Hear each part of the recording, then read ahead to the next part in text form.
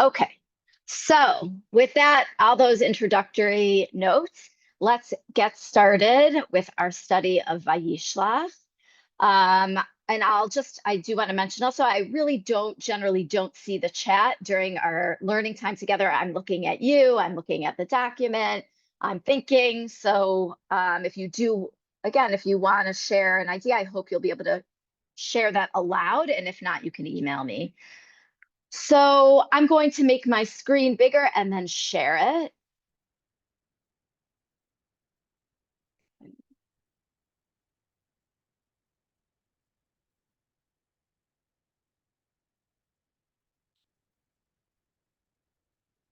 Okay, great. And I'm going to adjust my screen so I can see as many of you as possible. Okay, wonderful. Okay, so here we are in the Torah portion of Vayishlach, which means "and he sent." And I want to just orient us on where we are in the book of Genesis. And you may already know some of this, so I'll try and be brief. We have our foremothers and forefathers, Abraham and Sarah, Isaac and Rebekah, and that Isaac and Rebekah have Jacob and Esav. And in English, Jacob is often pronounced Esau. I'm going to say Esav. And as you may recall, Jacob is often portrayed as, and I think fairly, as a trickster, as a manipulator. He sort of extracts out of situations as much as he can. And in the very beginning of the Jacob Esav saga, Esav comes in from hunting after a day of hunting and he's famished. And he says, Jacob says, well, I see you're really hungry. I'm making soup or some stew, lentil stew here. If you want some, why don't you give me your birthright? Meaning, if and when our father dies, I would replace you as the head of the household. So why don't you just give me that? No problem. And I'll give you some soup. And Asaph, perhaps, feeling that his back is up against the wall, up for interpretation, he doesn't have a choice. And so they do this exchange. He sells Jacob his birthright. And then the story gets even more, the birthright, sort of the weight of the birthright or the responsibility grows, again, as you likely know, when Rebecca initiates Jacob replacing Esav in the birthright blessing. So there's really two layers of Jacob taking on the role of the oldest, one in his negotiation with Esav, and one as initiated by his mother, Rebecca, where Jacob ends up getting the birthright blessing from Isaac. And Esav, after that, is so angry that he wants to kill Jacob. And so Jacob flees and he goes northeast into the Fertile Crescent, ancient Mesopotamia. And he goes back to his mother's homeland in order to find a wife. He marries Rachel and Leah and Rachel. His father-in-law, Lavan, kind of tricks him. I'm sure you know the story and you can go back and look.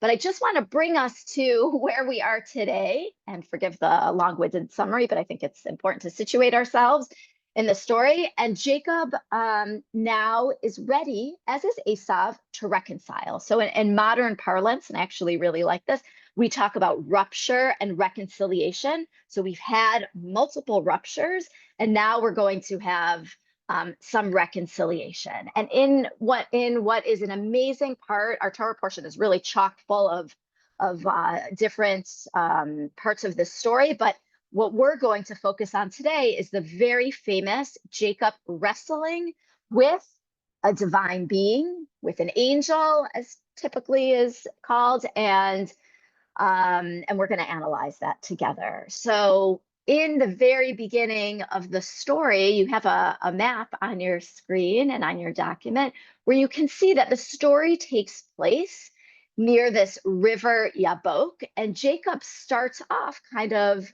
on one side of the river, and he sends his family, his wives, the other women in his household, and his children across the Yabok River. And he decides to stay back, which is interesting.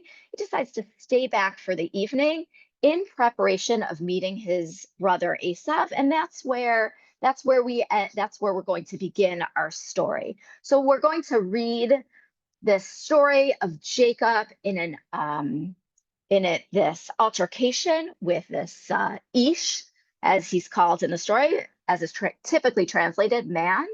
And we're going to analyze who is this being that's fighting with Jacob. And I want us to think about multiple possibilities and hopefully look at some commentaries together and think about whether or not Jacob transformed in this story and what the messages are for us today of this multi-part fight that Jacob has with a divine being. Okay, so that's all by way of introduction. And I will ask for a reader for verses through verse 30, 22 to 30 in English. And as usual, I may interject along the way. So Paul, great, welcome back. Thank you. You're often a reader in my Jewish learning classes, so thank you. And I'll invite you to read and just pause briefly after each verse in English, and I'll let you know if I want to say something or if you should continue. Great. Well, thank you, Rabbi. It's great to be here. Thank you. Thanks for being here. Okay. And so the gift went on ahead while he remained in the camp that night. That same night he arose, and taking his 2 wives, his 2 maidservants, and his 11 children, he crossed the crossing of the Yabok. After taking them across the stream, he sent across all his possessions. Jacob was left alone, and a man wrestled with him until the break of dawn. Okay, here's where I'm going to jump in briefly. So for those who are Hebrew readers, you can see here, and I'll make that a little bigger, that Ish is the Hebrew word, as I mentioned, for the being with which Jacob wrestles. And as I mentioned, and as you may know, Ish means man, but there are parts in the Hebrew Bible where Ish does represent a divine being. So I just want to put that out there. And let's see now, I want us to think about the different elements. What are the different elements of this fight that Jacob is having with the being? And I'm gonna, as we go along, I'm gonna add a few thoughts on that. So Paul, thank you so much. You can continue with 26. And then we're going to pause again after 26. Okay. When he, the man, saw that he, the man, had not prevailed against him, he wrenched Jacob's hip at its socket, so that the socket of his hip was strained as he wrestled with him.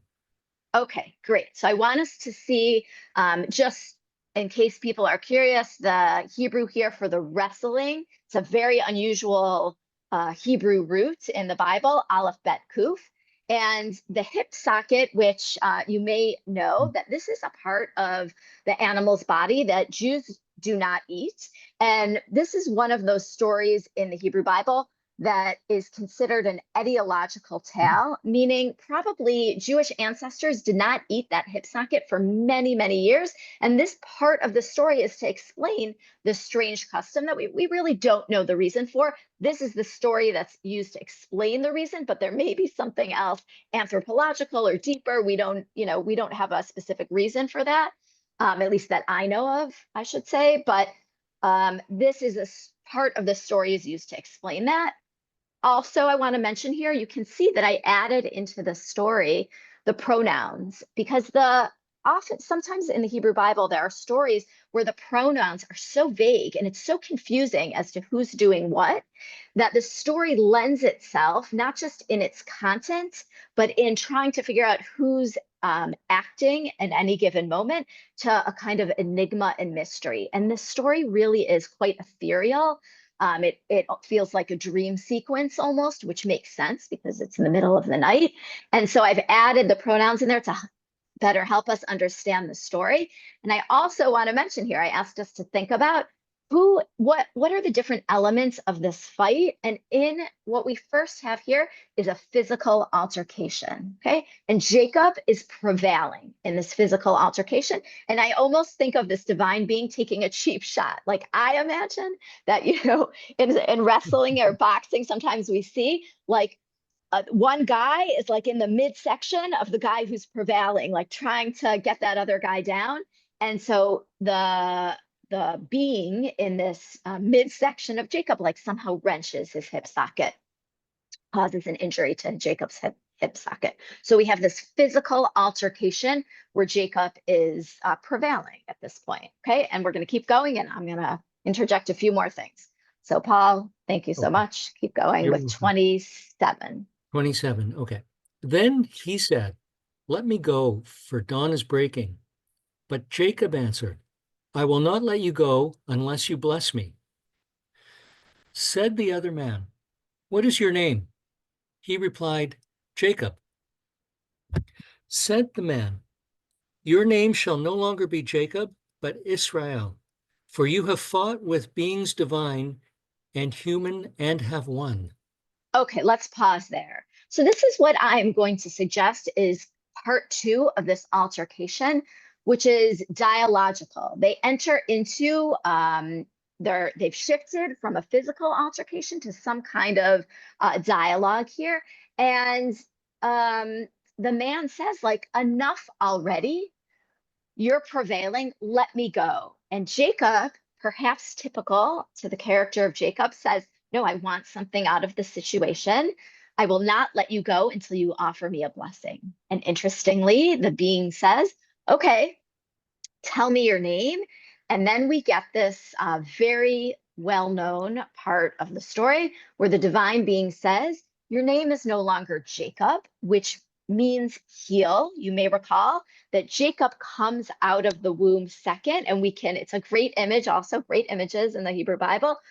Jacob is holding on to the heel of Esau, perhaps to pull him back into the womb so that Jacob can come out first as the oldest, which he does not. Esau comes out first as the oldest. So Ayin Kuf Bet, the Hebrew root, means heel. So your name will no longer be heel, follower, whatever. A few more things we could say about that. And instead, your name will be Yisrael.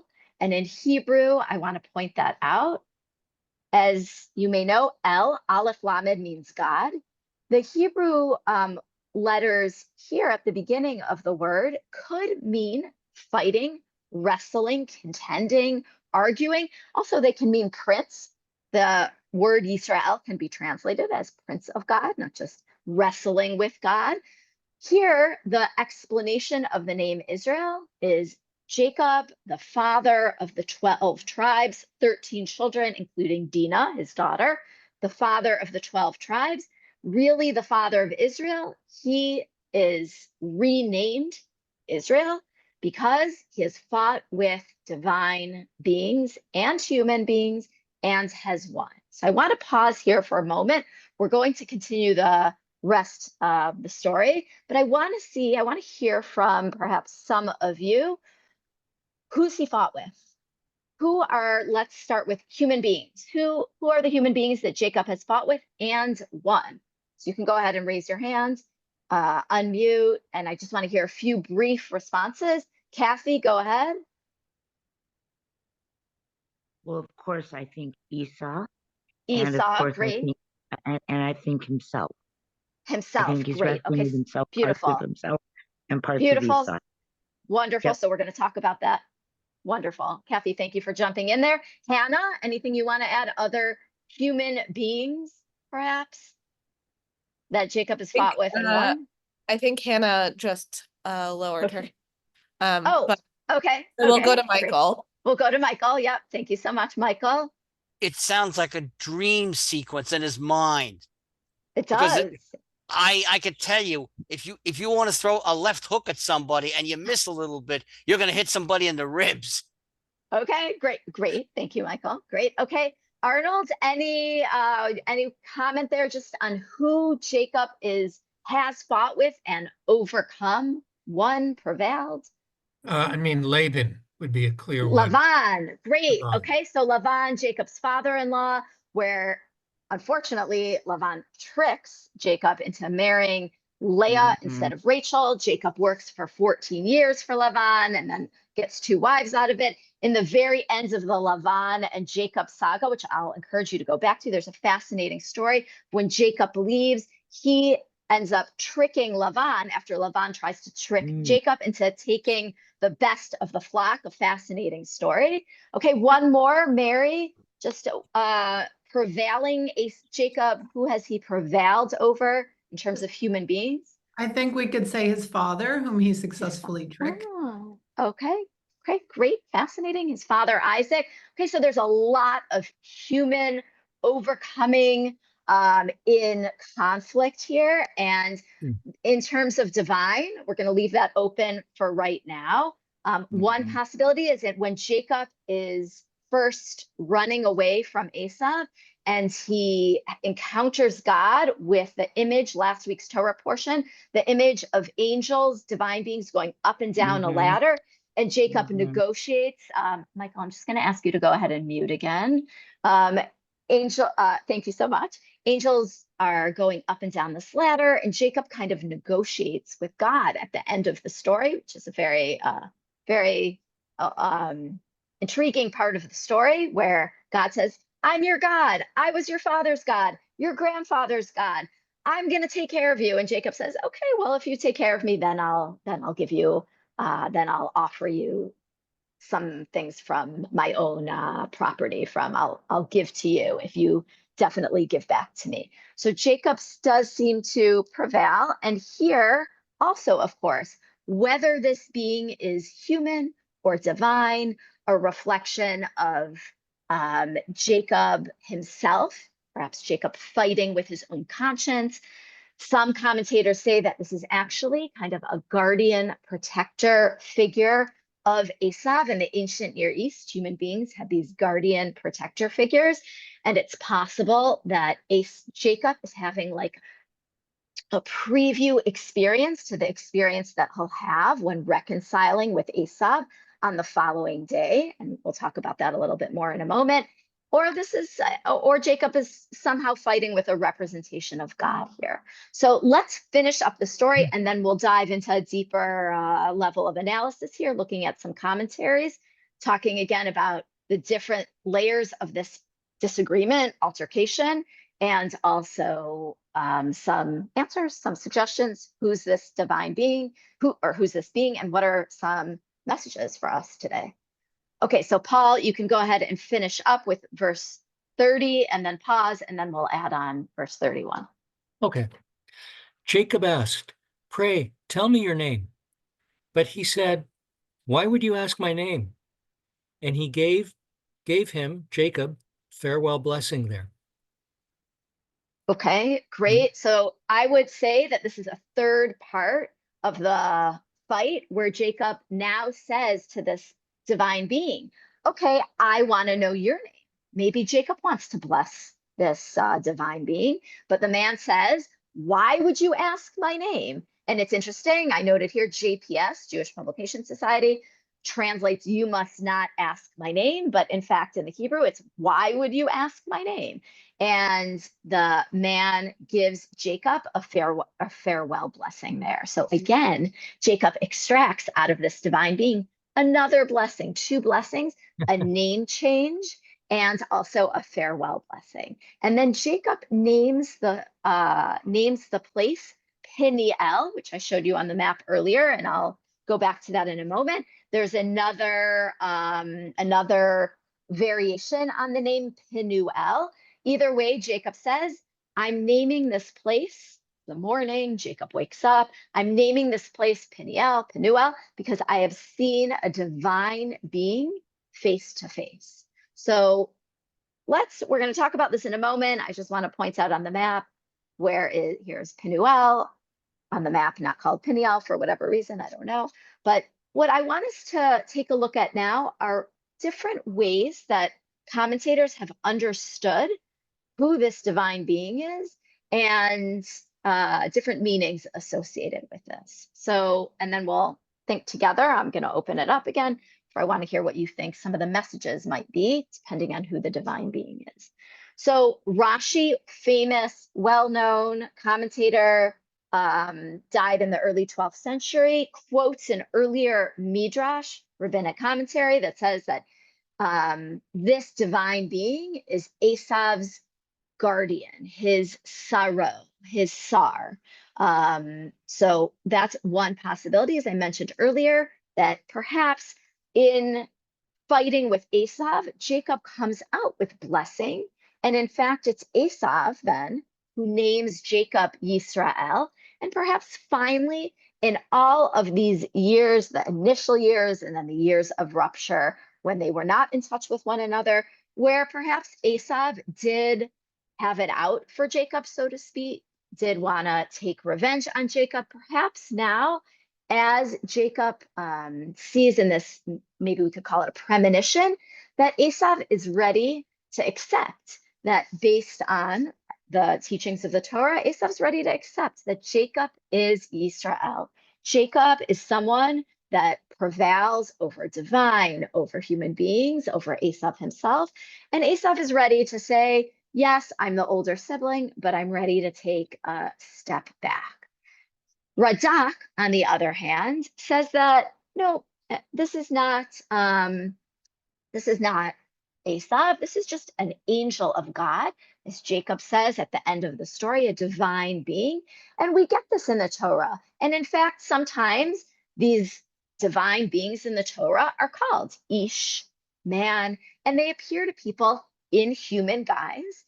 Why did this divine being appear when Jacob went back, interestingly again, over the river in order to take some time, maybe before meeting Esav in the morning?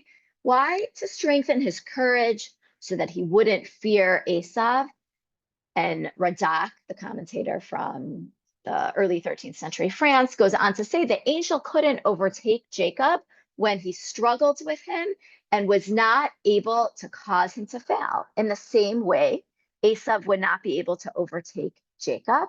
And this is apropos, I think, of Hanukkah coming up. The fact that the struggle lasted until daybreak symbolizes that light can overtake darkness, right? A beautiful message that although sometimes in the darkness of night, and I always say we have to imagine ourselves living in ancient times, no electricity, no light around at all. Night was an incredibly scary time, darkness, a scary kind of space to be in. But the morning will come, as has been said in many songs and cultures, light will overtake darkness. And Radak goes on, Jacob's troubles are symbolized by light and darkness.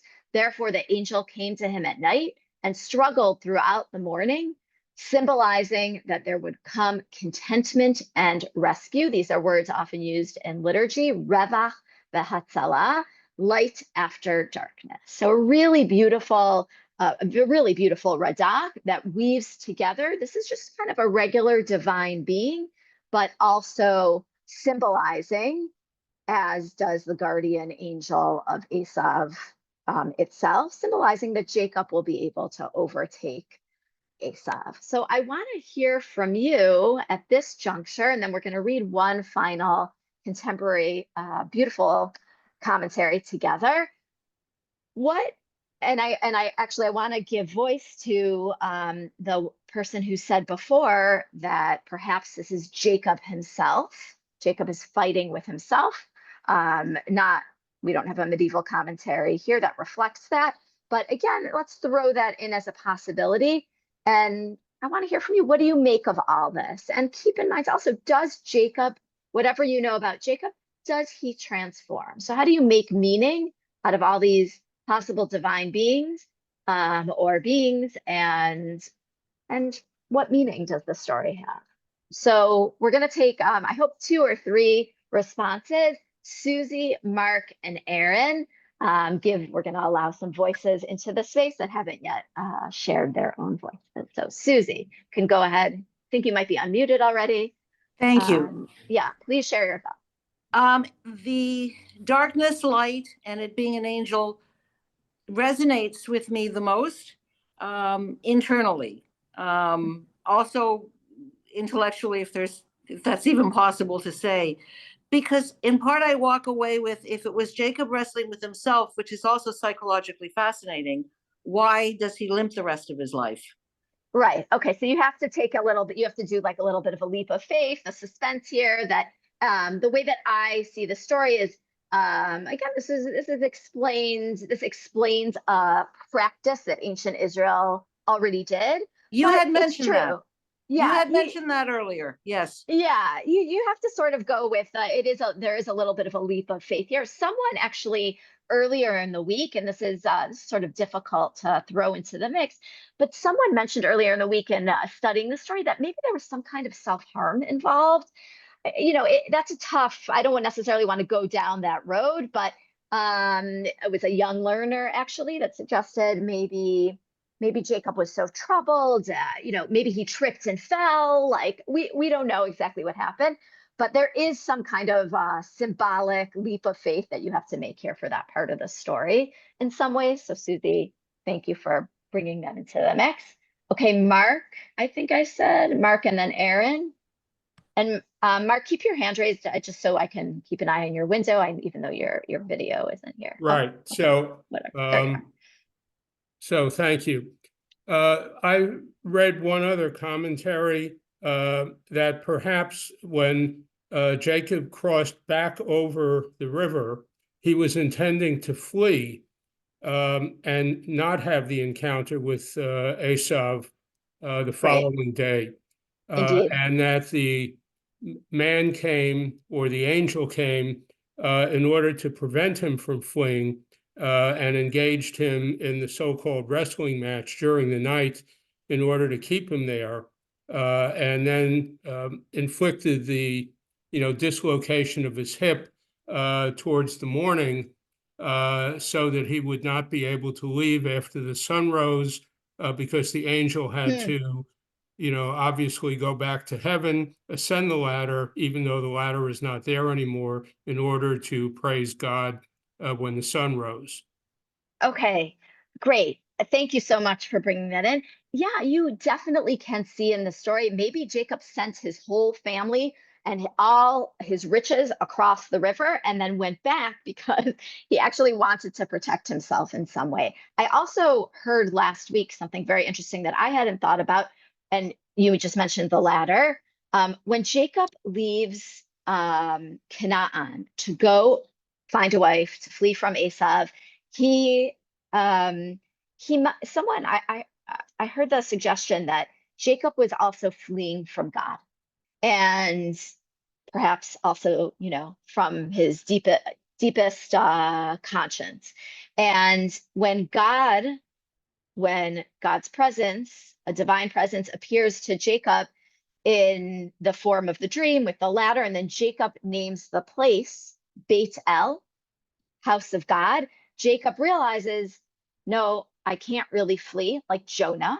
I can't really flee God. I can't really flee my deepest, innermost conscious ethic, my mission. And so Jacob is awakened there and perhaps here too, that you cannot flee even the things that perhaps you're most afraid of. You cannot, it's not really possible to flee. And Jacob, in naming both places in connection to God, Beit El and Peniel, house of God, place of God, and face of God, Jacob is, perhaps these are bookends to the story of Jacob, and perhaps now Jacob is transformed to some extent and ready to reconcile with Esav. Okay, so one more, and then I want to add a couple things and read one modern commentary. Aaron. Oh, hello. Can you hear me? Yeah, we could hear you. Is there a lot of background noise? A little bit, but go ahead. Okay, so good morning from Toronto. Good morning. My thought is that although Jacob was kind of had his nose in the book and was a studier, he was not at all timid. And in fact, he knew exactly that Esav had a role. And he does, because Esav left the family, and who did he begat? A whole nation, correct? Mm-hmm. So Okay. I think Jacob knew exactly what was going to play out. Okay, that's interesting. Aaron, were you going to ask a question? Okay, I don't know if Aaron was going to ask. She did, but Yeah, okay, yeah, I see she muted. Okay, I was going to say to Aaron, I'm not sure what to make of Aaron, your suggestion that Jacob was not timid, because in fact, he does seem very timid in this story. And it's true, Aaron is also referencing that we read in the earlier part of the story with Jacob and Esau that Jacob was an Ish Ohalim, a man of the home. He stayed at home, explains the cooking of the stew. And Esau was a hunter. He was an outdoors guy. Jacob was a timid guy, or I don't want to use the word timid at the moment. A man of the home. A man of the home doesn't necessarily mean timid. Right? It's true. It just seems in this circumstance that he is timid. So I don't know. We'll put that on the shelf for right now. But Aaron, thank you for raising that. I also want to comment on what you said earlier as a studier and just share with folks who may not know that the ancient rabbis described Jacob as a Torah studier, a man of the Beit Midrash, a man of the house of study. Even though there wasn't that in the time of the Torah, we don't have that kind of Torah study. The rabbis see Jacob as sort of this, someone they identify with, a person of the home, a person indoors who sits and studies. Okay, so thank you everyone for your comments. What I want to suggest here is there are multiple different meanings here. I want to speak first to the question of, does Jacob transform? So we're going to read a short modern piece in a moment, but it will mention fascinatingly that if we think about Abraham and Sarah, when they received new names in the Torah, they became known as Abraham and Sarah. But here, when we refer to Jacob throughout the whole rest of the Torah, he's Joseph's father, he favors Joseph, he's referred to as Jacob. He is not referred to as Yisrael. And as we'll see in just a moment, beautifully said, is I want us to begin to think about whether or not Jacob is wrestling with himself, Esav, whether or not it's like a representation of God.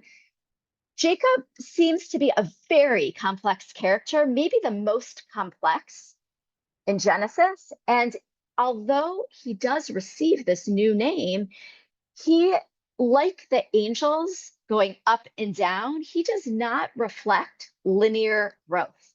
And perhaps most true to the state of being human, the nature of being human, maybe he reflects us more than the other forefathers.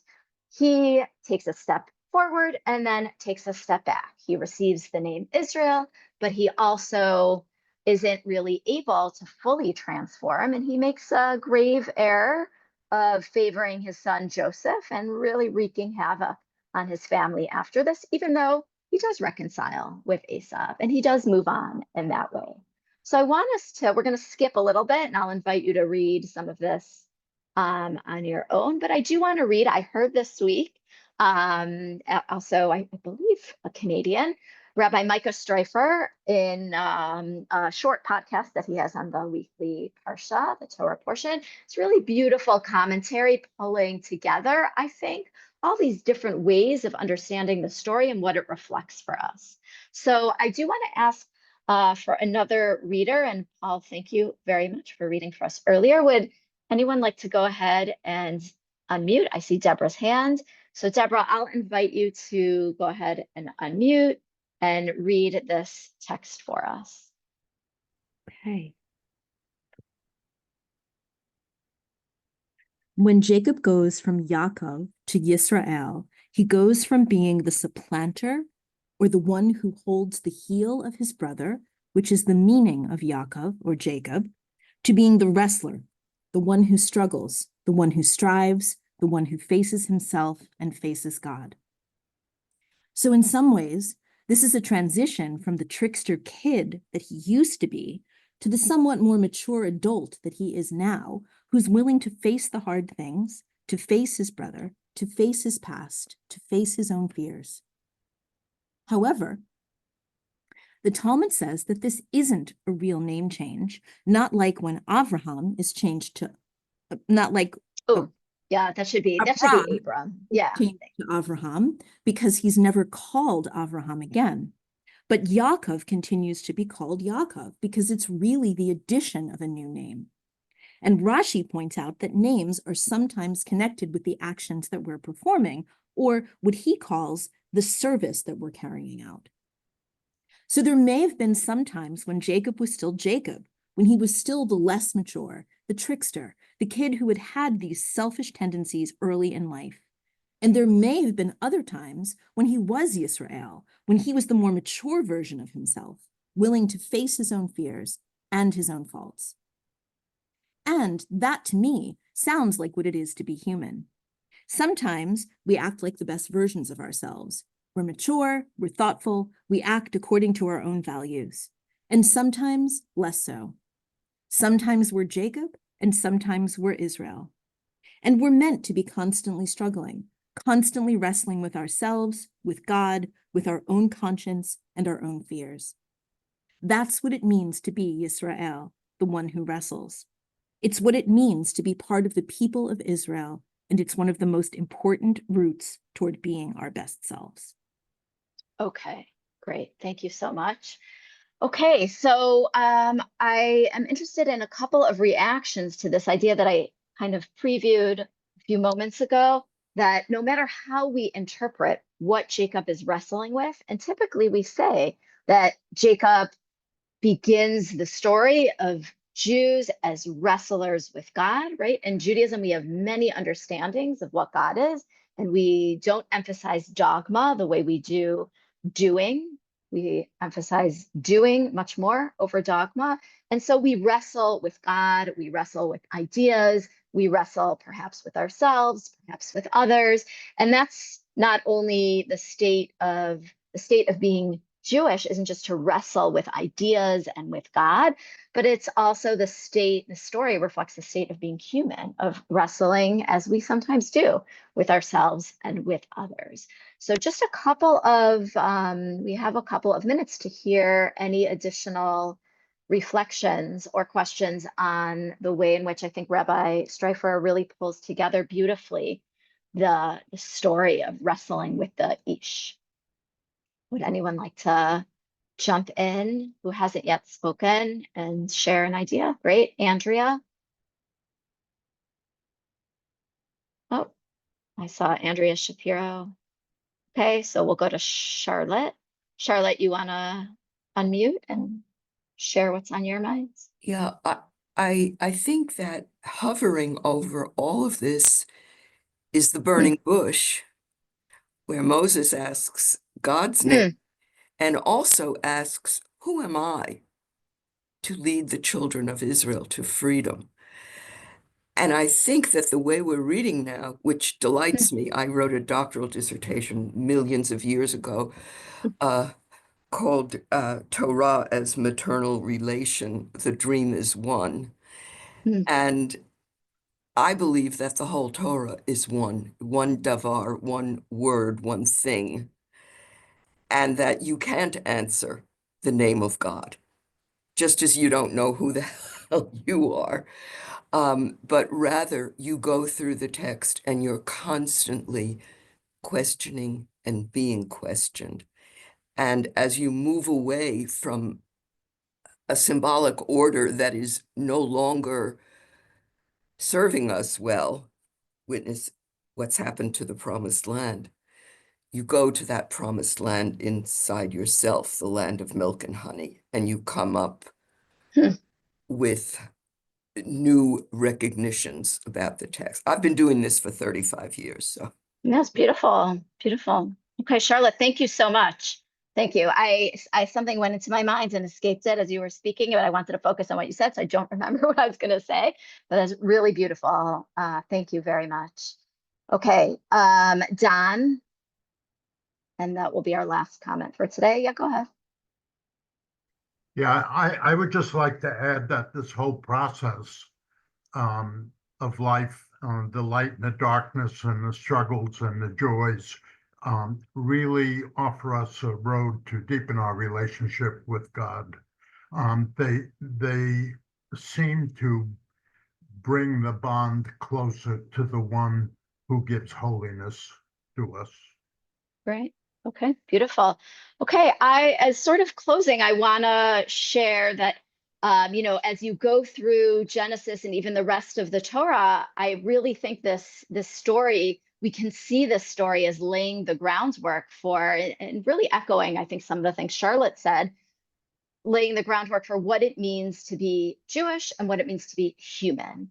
And it is as this story, I think, allows us to inhabit, we are meant to struggle, we are meant to transform, and perhaps even we're meant to regress. We're meant to take a step back in our own growth. And so I hope this story, we can sort of let the messages of the story wash over us and allow us to see that in our ancestors, in a story that's at least 2,000 years old, that even throughout human history, we've all been wrestling and struggling and transforming and taking a step back.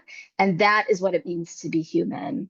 So I'll wish you all a Shabbat Shalom and a great weekend, a beautiful weekend, and also a happy Hanukkah with much light and hope for better times ahead. And I hope you enjoy thinking about this text and you let it kind of wash over you for the rest of your Torah studies this year.